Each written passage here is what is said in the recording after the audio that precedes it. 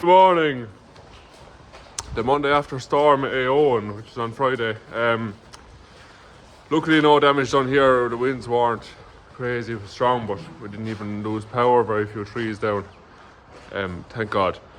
For any of you that are without power now, I see some people saying maybe up until the 5th of February. Geez, what a mess the electrical infrastructure is in this country. Be it from trees falling on power lines or poles being rotten, power line poles being rotten, whatever it is. It's not working, and it's really not good enough to have people and older people be without power and water and heat for 10, 12, 14 days. And people who were steered away from solid fuels forcefully by the last government, relying solely on air to water heating, which needs electricity to run, no hot water, no way of heating the house while the power is gone. Not good enough, really. So I hope people are taking note now of what it's like and how much you can be left on your own when it comes down to a disaster like it was on Friday. Maybe you need to take it into your own heads now and have a solid fuel way of heating your house and put that in. But anyway, look, there's many ways of changing it. I see people giving out. Power lines need to be buried. That's probably a crazy big job and definitely won't happen. The alternative then, I suppose, is make sure that the poles aren't rotten. That's the ESB's job. And have no large trees within 50 foot of a power line. And that'll involve most of the Irish roadside trees having to be cut down, and a lot of internal trees within farms having to be cut down. And not everyone would be happy about that. So I'm sure it'll just equate to everything staying as it is. And everyone will just give out every time the power is gone. So that's usually what happens. But anyway, this week, what's the plan? Course for the Calving again. I haven't seen the cows, so I was away over the weekend. Tried to get away last weekend or second last weekend in January before calving starts, because you won't get out of the yard again then until April. So it's kind of important to try and get away for that. So we went to the west, over to County Clare. They had been hammered by Storm Owen. Obviously no power, no internet, no phone signal for a few days. But we got over there and we got back, and I'd imagine there'd be a calf by the weekend. I'd say this week, if not definitely by the start of next week. Like I said, I haven't checked the cows. Paul was here and he said there's some starting to bag up, so we'll get a look today. The plan today is to get the calving shed.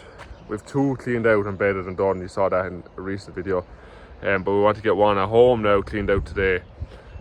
Try to put up a new calving gate. We have it in the yard there. In it and lime it and bed it and put some cows that their bags are starting to fill up there, so that we don't have to think about cows on cubicles or whatever. You know, just kind of wait for them to calve. Now and then the rest of the week will be full with stuff like doing up a calving list and calving essentials and filling the yard up with that sort of thing, medicines and disinfectants and stuff we can't calve without. Milk powder, completely finished the calf shed. That'll pretty much be today's video, I'd imagine. Job here now is finished. Quite the difference a week makes. This day last week I stood here and that was all dipped and full of muck. That is all levelled out as far as we want to go for this year. Dermot has the tyres back beside the wall because that's where they're very handy for covering the pit. He shoved them over there out of the way while he was at that job. The Arstone took 3 load of 4 inch down after, and the third load really finished it, so it was worth getting for it. Backfilled right up to the concrete. Filled up down to there, and the pipe going into the tank. The pipe is turned out now at the minute, away from the tank, because it's only water with rain. Get this bag out of here.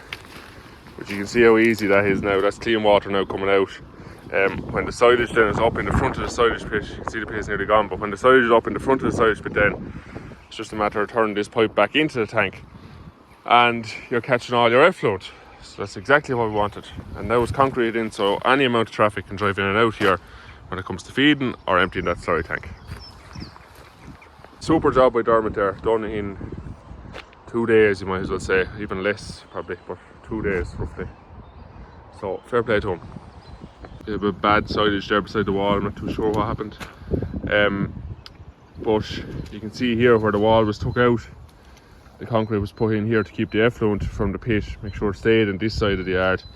And you can see it is all on this side of the concrete. And into the storage channel and into the tank. No effluent. After that, only clean water. So exactly what we were looking for. All up to standard. Keep the council and the department happy. Thursday, we're going to look at a new machine that, if we decide to go with it, will totally change our farming system here, how we run things. So stay tuned for that. Mightn't reveal it Thursday, but there's a hint for you. Could be hard enough to see there, or maybe hard to compare with other videos, but just for anyone who wanted to keep up to date with how the weanlings were doing on Just Straight Soya, their growth has been crazy. Doing really, really good.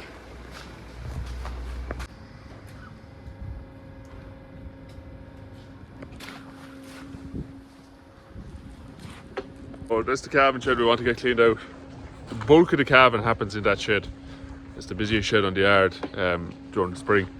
So the cows will show up into the cubicles there. There's some straps up that keeps them locked up while I drive in and out here with the digger. Fill the trailer and we'll draw it out. The dung was left in that shed there from the end of last winter just because it's a good place to store it, because any of the runoff that comes out of it goes into the tank. You're allowed to store it outside in the field now, which is what we will do, and that's why it was left till now. We've done that for the last couple of years, and look, it's the best thing to do when you don't have a dung stead. So we'll wait for this scraper to finish up here, and we'll get the tractor and trailer lined up and we'll start cleaning the house. We're fairly relaxed in there. Now we're more than halfway getting her cleaned out.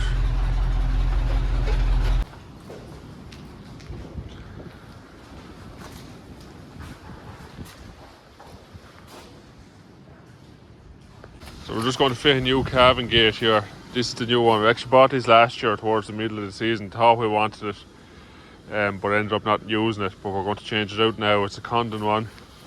Yeah, the other one was just a very cheap gate, not that nice to use. So we'll get this thrown up here and I'll go through it then.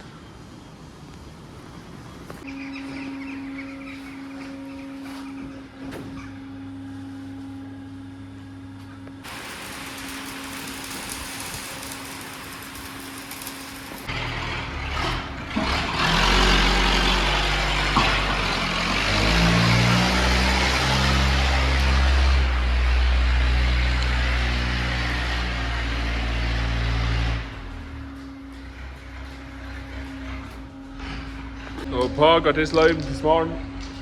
Great job. 3 bales of straw left into it. So that's pretty much ready to go. We're going to walk through the cows this evening, first proper evening, we're really walking through them, and we'll put green X on cows that need to come up here tomorrow. So we'll have to see how many are actually bagged up there. The gate up yesterday as well. It's a lot longer than the old one, as you can see. The main change in comparison to the old one, I suppose, is this head gate here. So that's the amount of notches you had to tighten the cow's head in it. Not very nice to use. We look at the new one here. That's how many notches you have to pull it. It's a way nicer system there with the spring on it. In here, to open the gate, you just have to twist this handle. It knocks the notches out of the way, and then that's able to slide forward fast. You have adjustment down there on it, depending on the size of the animal. This is kind of the same, other than you have to open this part of the gate to keep the cow in against the head gate. But if you need to do a section, then this bar didn't come out. So you had to open the gate again to do a section, and then the cow was moving left and right. There's the condom gate splits in two, so you open this part to get the cow into the head gate, and when she's in then open the small part, and now you can get into the side of the cow. We don't have many sections here. We've had one in the left side of the milking cows here, but still, just to have it there. And then it's longer. No real advantage to it being longer in this shed. That's kind of it. There's a nicer rope on it as well, tighter than the other one for pulling this when you want to latch a cow in it. So that's the condom gate. Big difference in price now between the two of them. That's a very cheap gate, less than half the price of that one. To be honest, that one doesn't do a whole lot of things differently, but it does do everything better, so that's why we invested in it.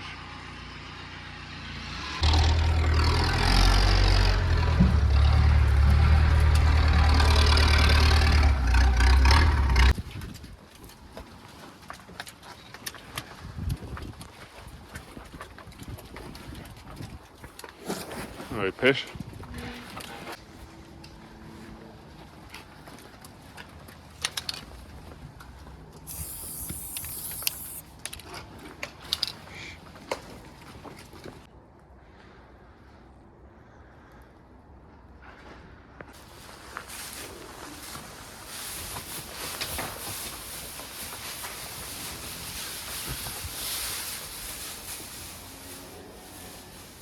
First two springers of the year up in the shed. Look, they're there two away still. One of them could surprise you, and she might bag up hard in it by tomorrow evening, like. But the other one is there two away still. And tomorrow we want to get 8 more with them to have sprung up. Got the stride separating them. 8 more that have sprung up. A bit more, because every evening now there'll be a few more that are closer. We need to put 10 in that shed just so that we can close the gate off and they get full use of that feed rail. So that'll be for tomorrow. But there'll be no calves just yet. Might not be a calf by the end of this video. Let me know in the comments now, actually, do you think there will be a calf by the end of the video? I'm going to say not, but I could be wrong.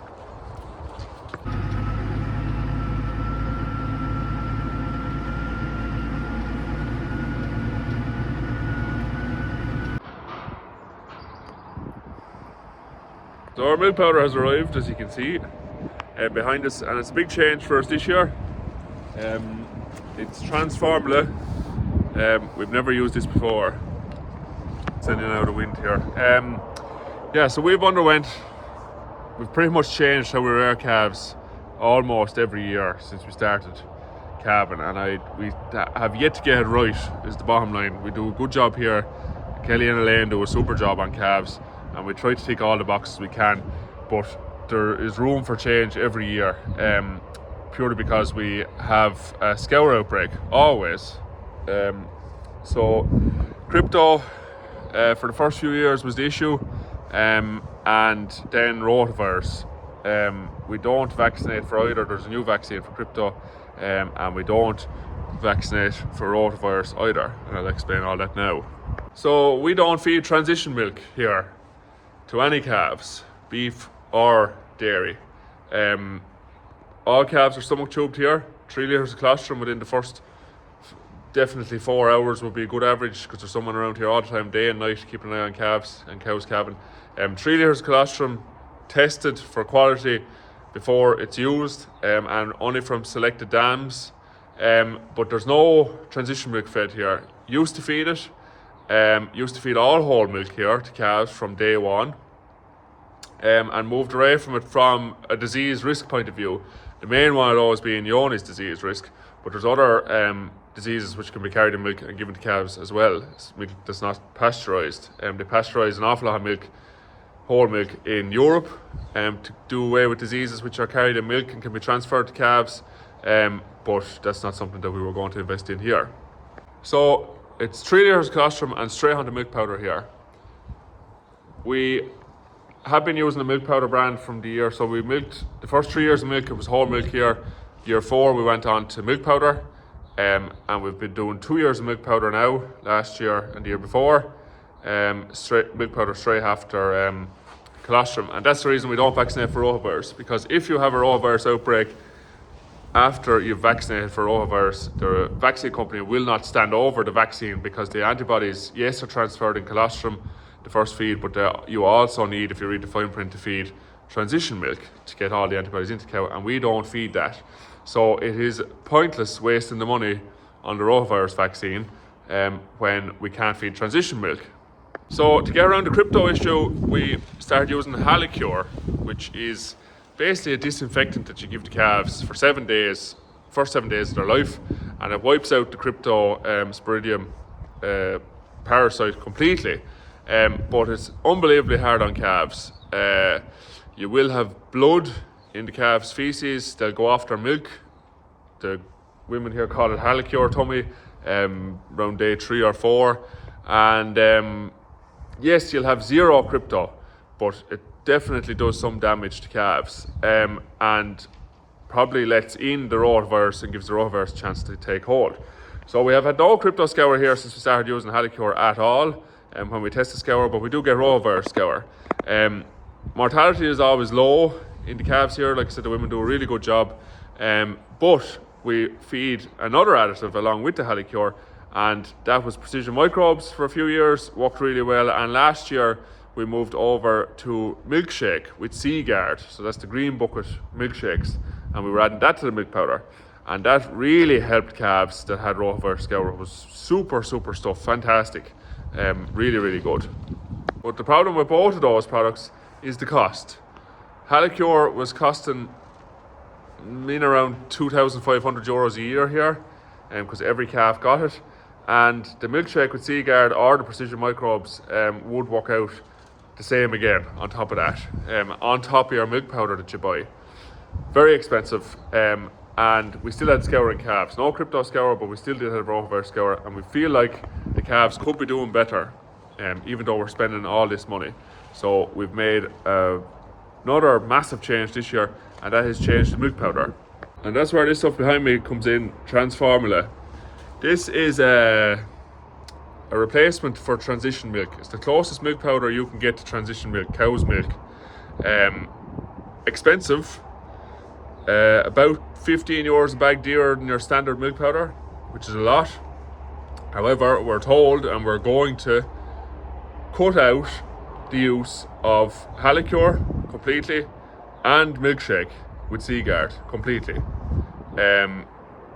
Told if we feed this at a high enough rate for the first 4 or 5 weeks of calving is the plan to try this year, to every calf, that this milk powder is the closest thing to cow's milk and has additives which is present in the milkshake that we were adding to the milk to help with rotavirus last year. So, like I said, we're going to cut out the Halicure completely. I think that's going to be a big move and a risk in terms of letting crypto in, but will be a lot easier on calves in the long run, and maybe might help us out long term in the overall health of the calves throughout the rearing season. Basically, the calves are going to be much better fed with this milk powder than they would be on just ordinary milk powder plus all the additives that we're buying. And even though it's €15 a bag dearer, even if we were to use this all year, which nobody really does, but if we did happen to do that, use it over the whole year, still work out cheaper to pay the €15 a bag more for this and not have the bill for the Halicure and the milkshake. So look, there's a lot riding on this. If it doesn't work, I'm not going to slate the Transformula powder. Just from reading it on the bag and the constituents in it, I'll put it up here now in the next clip. It's unbelievable stuff. Cow's milk in a bag is what it is, and the other milk powders isn't that. So I think even this would be a great start for calves, and do it maybe for a week or 10 days. So colostrum, Transformula for a week and 10 days, and then on to ordinary milk powder. And then I think you could add maybe milkshake then to ordinary milk powder if it's a scour problem. But look, we're going to go all in on this for the first 4 to 5 weeks for every calf. That's where the biggest load is on the place. The sheds are the most full. We're just going to use this, and we're very much going to see how we go. And you will see how we're getting on every step of the way. So yeah, look, I need to get the rest of this put in here now. and I'll just show you a quick clip. Just pause the video and or take a screenshot of it or a picture of it on your phone if you're on your TV, of the label, and you can have a look for yourselves.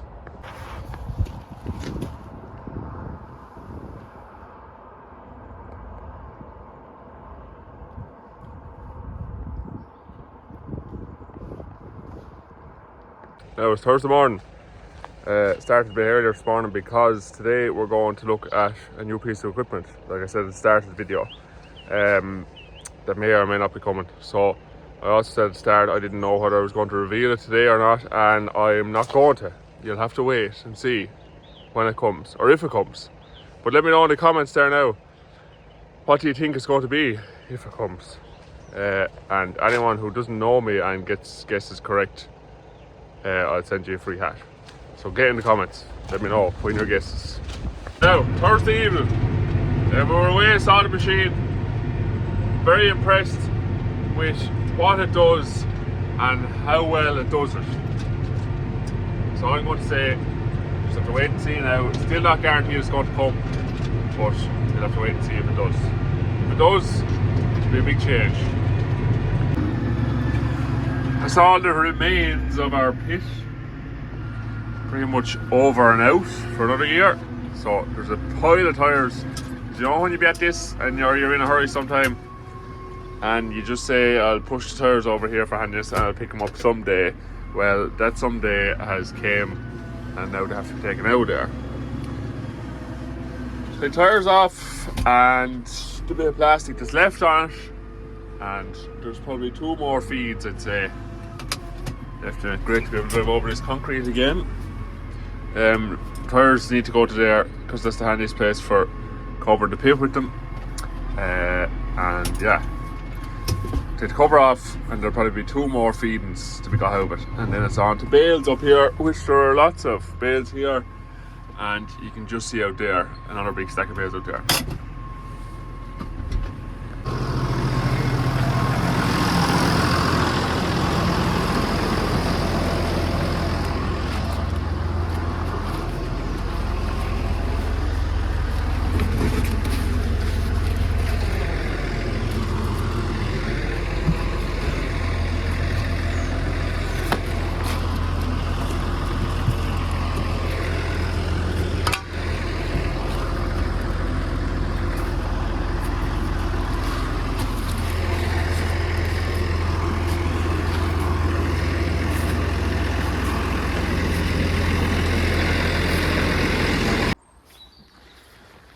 That's a wrap on 2025 pit, and in fairness to it now, from front to back, bar a little bit at that corner at the end, a bit at the start at that corner, the waste has been very little. In fairness to it now, I think we'll call that a success. Plastic over walls, both sides, and cling film cover is what we'll be sticking with going forward, for definite.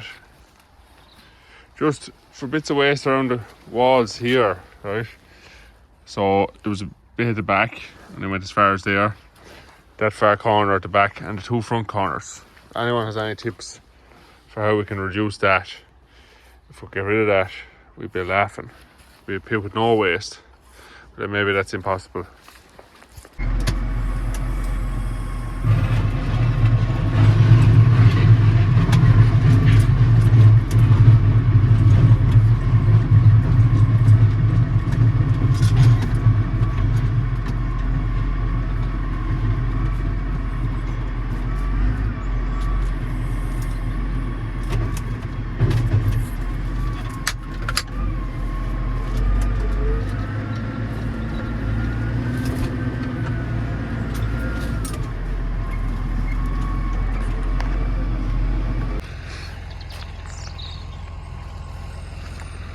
All tidied up.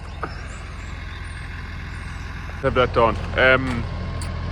So that'll bring an end to today's video, unless a cow calves, and then I'll be back to you. So just check to see how long is left in this video, and you'll know now straight away whether a cow was calved or not.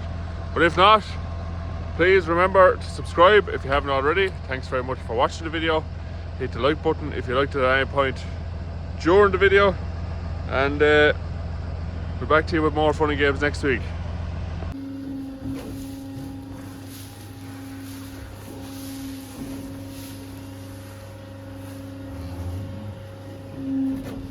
For anyone who guessed I'd be back before the end, you guessed correct. A little sex semen heifer to kick off the season of a super little cow. Now that's the end of the video. There'll be more calf stuff in more details next week. That's a good start today.